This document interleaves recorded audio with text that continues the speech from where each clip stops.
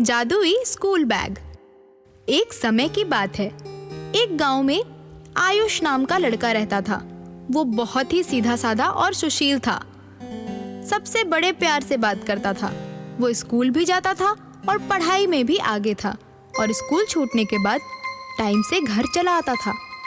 एक बार की बात है, उसने अपने पापा से कहा, पापा पापा मुझे एक नया बैग चाहिए। नया बैग? अरे अभी तो तुम्हें एक नया बैग लेकर दिया था। पापा ये बैग तो फट गया है।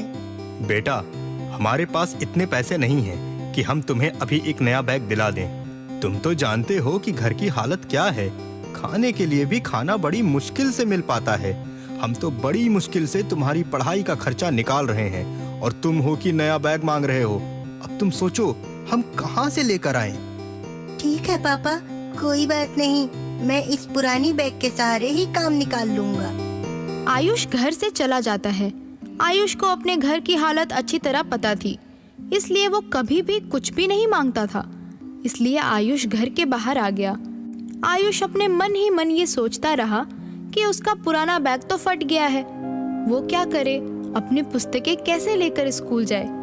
ये सोचते हुए आयुष चलता जाता है और चलते चलते जंगल में पहुंच जाता है। उसे पता भी नहीं चलता। जब वो अपने ख्यालों से निकलता है तब उसे ध्यान आता है, अरे मैं कहाँ आ गया? अरे नहीं, ये तो घना जंगल है। यहाँ पर किसी ने मुझे खा लिया तो पता भी नहीं चलेगा घर वालों को कि मैं मर चुका हूँ। हे भगवान, मेरी मदद करो। आयुष जोर जोर से रोने लगता है। इतने में ही पेड़ से एक आवाज आती है, बेटा क्या हो गया? अरे ये आवाज कहाँ से आई? आयुष ने देखा अचानक पेड़ से एक देवता निकल कर आते हैं और वो आयुष से कहते हैं, आयुष, क्या हो गया तुमको? क्यों रो रहे हो? अरे आप पेड़ से कैसे निकले? आप तो किसी देवता के सामान दिखते हैं। मैं पेड़ का देवता ही हूँ। तुम एक प्यारे बच्चे हो और मेरे पास आकर तुम रो रहे थे। मैं किसी को रोते हुए नहीं देख सकता। बताओ तुम्हें क्या चाहिए? पेड़ देवता, मेरे घर की माली हालत बिल्कुल ठीक नहीं है। मेरे पिताजी के पास इतने पैसे नहीं है कि वो मुझे एक नया बैग लेकर दे सके। आप मुझे एक बैग दे देंगे? अरे क्यों नहीं, तुम तो मेरे प्यारे बच्चे हो। ये लो, ये बैग लो। इतने में ही देवता आयुष को एक नया बैग दे देते हैं। आयुष बैग लेकर खुशी खुशी अपने घर चला जाता है। आयुष की माँ बैग देखकर आयुष से पूछती है, अरे आयुष, तुम नया बैग कहाँ से लेकर आए? माँ, आपको पता है पेड़ वाले देवता ने मुझे ये बैग दिया। लेकिन पेड़ वाले देवता, ये कौन से देवता है? आयुष, तुमने किसी का बैग चुराया तो नहीं है? नहीं नहीं माँ, मुझ पर भरोसा रखो, मैं ऐसा कुछ नहीं कर सकता। आपको मुझ पर इतना भी भरोसा नहीं है। आयुष के ऐसा कहने से उसकी माँ उस पर विश्वास कर लेती है। उसे पेड़ वाले देवता ने ही बैग दिया होगा। आयुष इस बैग को पाकर बहुत खुश था। आहा, मेरा नया बैग। अब तो मैं नए बैग के साथ स्कूल जाऊंगा। आयुष बैग में 2 किताबें रखता है और स्कूल के लिए निकल जाता है। जब स्कूल में बैग खोलता है तो देखता है कि उसके 4 किताबें हैं। अरे ये क्या? मैंने तो 2 किताबें डाली थी, 4 किताब कहाँ से आई इस बैग में?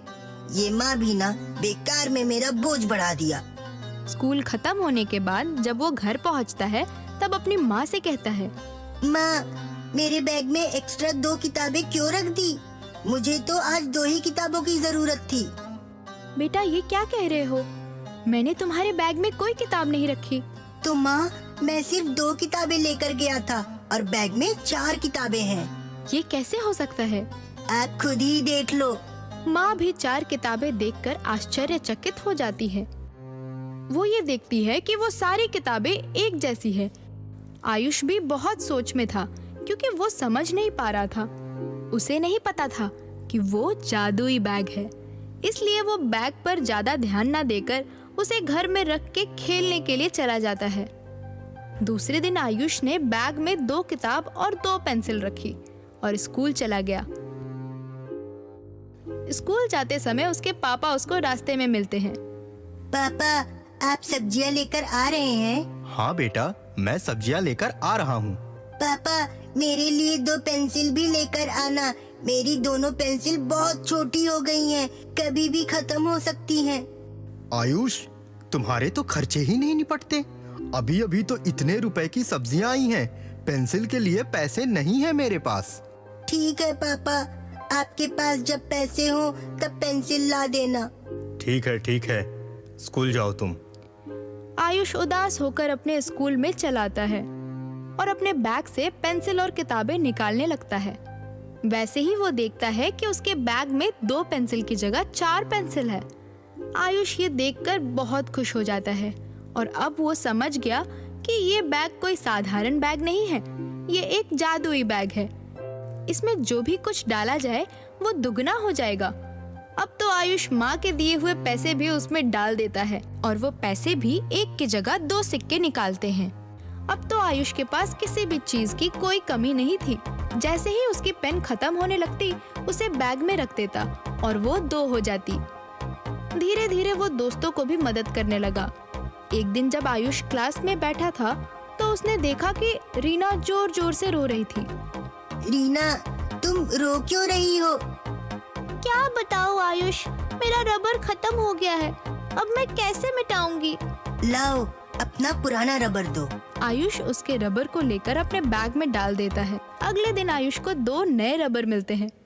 आयुष एक रीना को दे देता है और एक अपने पास रख लेता है। रीना रबर पाकर बहुत खुश हो जाती है। अब तो क्लास का हर एक बच्चा अपनी परेशानी लेकर आयुष के पास आता था। घर में भी अगर कुछ खत्म हो जाता तो आयुष उसको अपने बैग में रख देता और वो चीजें दुगनी हो जाती।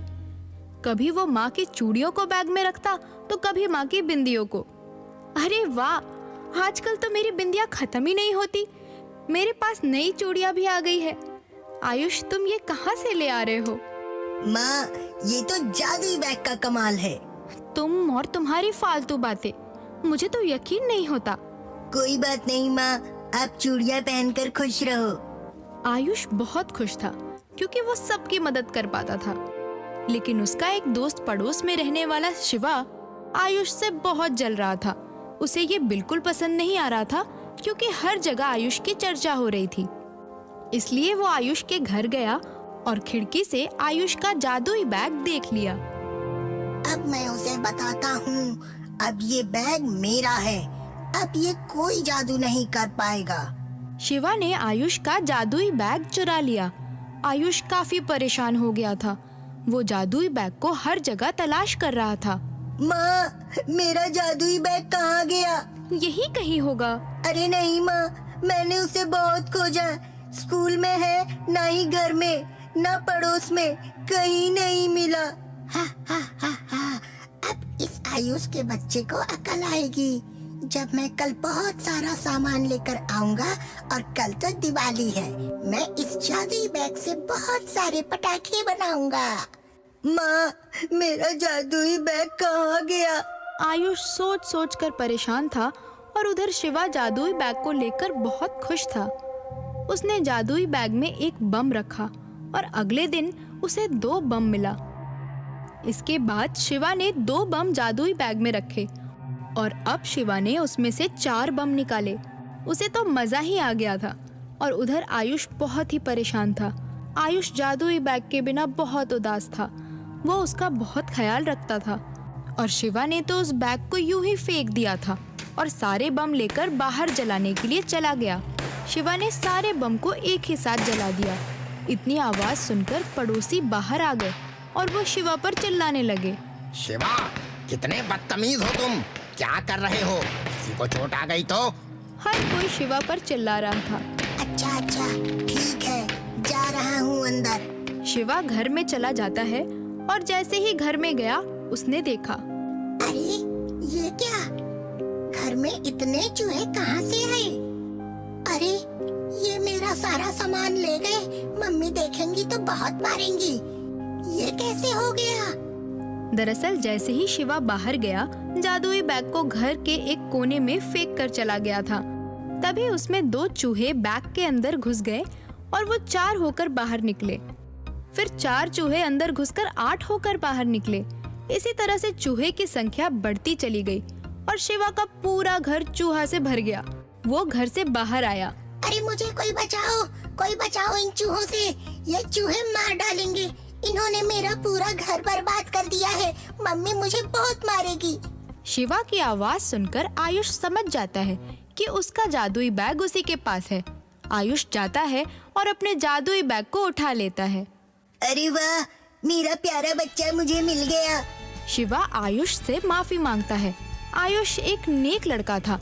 वो शिवा को माफ कर देता है। हमें इस कहानी से ये शिक्षा मिलती है कि किसी भी चीज को हमें चुरानी नहीं चाहिए।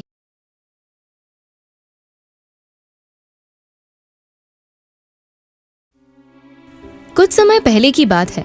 एक गांव में एक छोटी सी लड़की रहती थी जिसका नाम रानी था। वो बहुत ही बुद्धिमान और मेहनती लड़की थी। वो हमेशा अपनी मम्मी पापा और दोस्तों की मदद किया करती थी।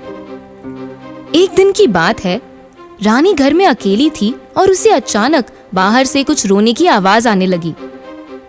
रानी घर के बाहर जाकर देखती है कि एक बुढ़िया वहां रो रही थी। क्या हुआ दादी माँ, क्यों रो रही हो? क्या मैं तुम्हारी कोई मदद कर सकती हूँ? बेटा, मुझे बहुत भूख लगी है। मैंने 2 दिन से कुछ भी नहीं खाया है और मेरा गांव बहुत दूर है। चलते चलते मेरे पैरों में बहुत दर्द हो रहा है। क्या तुम मुझे कुछ खिला सकती हो? हाँ दादी माँ, रुको, मैं अभी आई। दौड़ते हुए घर में जाती है और दादी के लिए खाना लेकर आती है। ये लो। दादी खाना लेकर खाने लगती है। बहुत बहुत धन्यवाद बेटा, तुम एक बहुत अच्छी लड़की हो और हमेशा तुम सबकी मदद करती हो, इसलिए आज मैं तुम्हें एक उपहार देती हूँ। लो, ये एक जादुई जूता है जो तुम्हें हर काम में मदद करेगा। और हाँ रानी, एक बात और, अगर किसी ने तुम्हारे बारे में कुछ बुरा सोचा तो इस जादुई जूते के प्रभाव से उसका कद छोटा हो जाएगा। रानी बहुत खुश होती है और खुशी खुशी खेलने जाती है। एक दिन रानी स्कूल जा रही होती है, तभी जूते से आवाज आती है। रानी, ऊपर देखो, किसी को हमारी मदद की जरूरत है। रानी ऊपर की तरफ देखती है तो पता चलता है कि चिड़िया का बच्चा अपने घोंसले से नीचे की डाल पर आकर अटक गया है और उसकी माँ उसे निकाल नहीं पा रही थी। रानी जादुई जूते की मदद से उड़कर उस तक पहुँच जाती है और चिड़िया के बच्चे को बचा लेती है। इसके बाद वो बच्चे को माँ के घोंसले में रख देती है। इस तरह हर छोटे बड़े कामों को करते हुए लोगों की मदद किया करती है। एक दिन रानी पानी के ऊपर चलकर एक बच्चे को डूबने से बचा रही थी। तभी उसकी दोस्त चिंकी ने उसे ये करते देख लिया और उसने रानी से पूछा, रानी, तुमने ये कैसे किया? ये सब मेरे जादुई जूते का कमाल है, इसी से तो मैं सबकी मदद करती हूँ। चिंकी ने जब ये सुना तो उसके मन में एक ख्याल आया कि क्यों ना ये जूता मैं रानी से चुरा लूं। ये सोचकर चिंकी रानी के घर गई, मगर जैसे ही उसने जूते को हाथ लगाया उसका कद छोटा हो गया और वो घबरा गई। परेशान होकर चिंकी जोर जोर से रोने लगी। तभी रानी ने रोने की आवाज सुनी और अपने कमरे से बाहर आई। अरे, ये क्या हो गया? उसकी दोस्त का कद बहुत ही छोटा हो चुका था। अचानक उसको अपनी दादी माँ की बातें याद आ गई। जो भी तुम्हारे बारे में बुरा सोचेगा उसका कद छोटा हो जाएगा। जरूर चिंकी ने कुछ बुरा सोचा होगा। रानी ने चिंकी से पूछा, चिंकी, तुमने मेरे बारे में कुछ बुरा सोचा क्या? नहीं नहीं, ऐसी कोई बात नहीं है। मैं तो तुमसे मिलने आई थी और जैसे ही मैंने तुम्हारे घर में कदम रखा मेरा कद छोटा हो गया, क्योंकि मैं तो सोचती थी कि तुम मेरी बहुत अच्छी दोस्त हो, पर जरूर तुमने मेरे बारे में कुछ बुरा सोचा होगा, तभी तुम्हारा कद छोटा हो गया है। अचानक चिंकी जोर जोर से रोने लगती है और रोते रोते रानी को बताती है, ये तो मुझे भी नहीं पता। दोनों मिलकर भगवान से प्रार्थना करते हैं और दादी माँ को याद करते हैं जिसने तुम्हें ये जूता दिया था। दोनों लड़कियाँ जूतों को सामने रखकर हाथ जोड़कर प्रार्थना करती हैं। हे दादी माँ, आप मुझे माफ कर सकती हैं क्या? मेरी दोस्त ने आपके बारे में बुरा सोचा। तभी दादी माँ प्रकट होती हैं और चिंकी से कहती हैं, चिंकी, तुम रानी की बहुत अच्छी दोस्त हो, पर तुमने रानी की चीजें चुराने की कोशिश की है, ये बहुत बुरी बात है। दादी माँ, मुझे माफ कर दीजिए। मैं आज के बाद रानी या किसी भी दोस्त की कुछ भी चीजें नहीं चुराऊंगी और उसके बारे में सोचूंगी भी नहीं। ठीक है चिंकी। ये कहकर दादी उसे ठीक कर देती है और वो पहले जैसी हो जाती है। ये देख रानी बहुत खुश होती है और दादी माँ को धन्यवाद देती है। बच्चों, इस कहानी से हमें क्या सीख मिलती है कि किसी के बारे में भी हमें बुरा नहीं सोचना चाहिए और किसी की चीजें चुराने की कोशिश भी नहीं करनी चाहिए।